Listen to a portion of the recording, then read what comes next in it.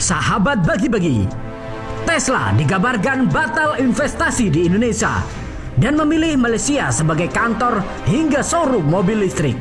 Tentunya hal ini menjadi pertanyaan, sebab Malaysia bukanlah negara penghasil nikel, bahan baku pembuat baterai mobil listrik. Sementara di sisi market pun Malaysia tidak sebesar market Indonesia. Usut punya usut, ternyata Tesla lebih memilih Malaysia karena program BEV yang digagas pemerintah Malaysia. Dengan adanya program ini, Tesla bisa masuk ke pasar Malaysia tanpa harus menggandeng mitra lokal. Nah, dalam aturan BEV, Global Leaders pemerintah Malaysia akan memberi kemudahan bagi perusahaan mobil listrik yang ingin masuk ke pasar Malaysia tanpa harus kerjasama dengan mitra lokal. Singkatnya, Tesla bisa membuka kantor perwakilan dan showroom di Malaysia dengan kepemilikan saham 100% tanpa campur tangan mitra lokal. Selain tertarik dengan program itu, pertimbangan Tesla membuka kantor dan showroom di Malaysia adalah karena negeri itu memiliki industri elektrik dan elektronik atau ENE yang cukup mapan. Atau ANE yang cukup mapan. Malaysia merupakan salah satu negara produsen chip semikonduktor. Mendapati kenyataan ini, pemerintah Indonesia memberi respon santai. Pemerintah tetap percaya diri, sebab Indonesia akan segera mengeluarkan kebijakan insentif EV atau kendaraan listrik. Di samping itu, Kementerian Perindustrian atau Kemenperin juga tengah mengusulkan agar Indonesia membuat kebijakan melarang ekspor silika. Kebijakan itu dilakukan untuk mendorong industri semikonduktor di dalam negeri. Selain fungsinya yang sangat fundamental untuk pembuatan kendaraan berbasis listrik, pembangunan industri semikonduktor ini juga untuk mengembalikan kejayaan pabrik semikonduktor seperti pada tahun 1985. Pemerintah Amerika Serikat bahkan telah menyatakan komitmennya untuk membantu pengembangan industri dan konduktor di Indonesia. Selain itu, seperti yang kita ketahui, Indonesia memiliki mayoritas bahan baku kendaraan listrik. Mobil listrik membutuhkan baterai litium karena daya tampung jauh lebih tinggi dibandingkan besi. Jika setelah mengganti nikel ke besi untuk pembuatan baterai, maka perusahaan dia akan kalah dengan perusahaan mobil listrik lain yang menggunakan nikel. Untuk itu, pemerintah Indonesia tetap optimis dengan sumber daya yang dimiliki.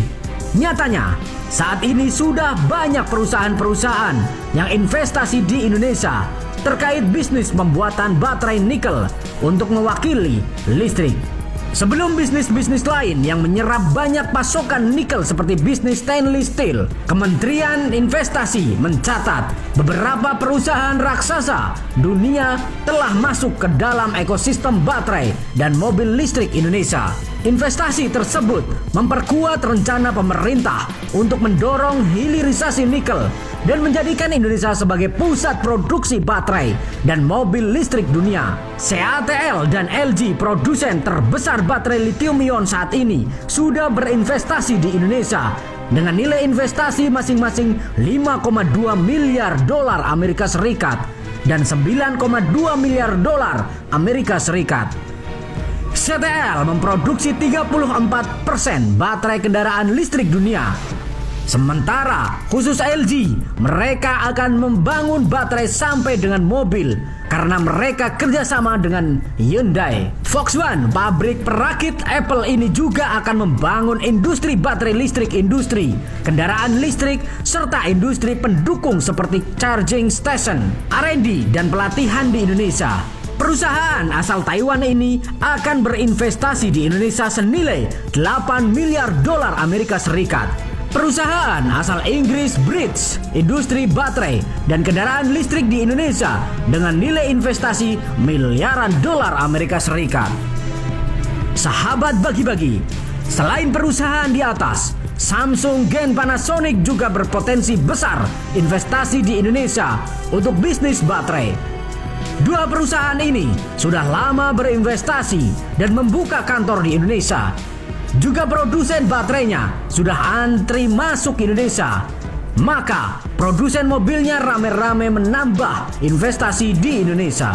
Berbeda dengan Tesla, maka Honda malah memindahkan pabriknya ke Indonesia. Ini adalah bukti bahwa Indonesia tidak kalah dengan Malaysia untuk negara tujuan. Investasi selain Honda yang akan menambah investasi adalah Toyota, Suzuki, sedangkan Mazda sedang dalam proses negosiasi. Rencana pemerintah untuk mengembangkan kendaraan listrik di tanah air saat ini bukan isapan jempol semata. Semenjak era Jokowi, Indonesia sebagai negara yang berdaulat semakin tampak. Negara-negara Asia lain seperti China, Korea, dan Jepang melihat kedaulatan ini langsung mengupayakan kerjasama saling menguntungkan dengan Indonesia. Bagaimana menurut sahabat bagi-bagi? Mari kita berdoa bersama agar Indonesia menjadi negara maju. Jangan santuy terus. Mari kita barbar. Merdekalah Indonesia seutuhnya. Merdeka!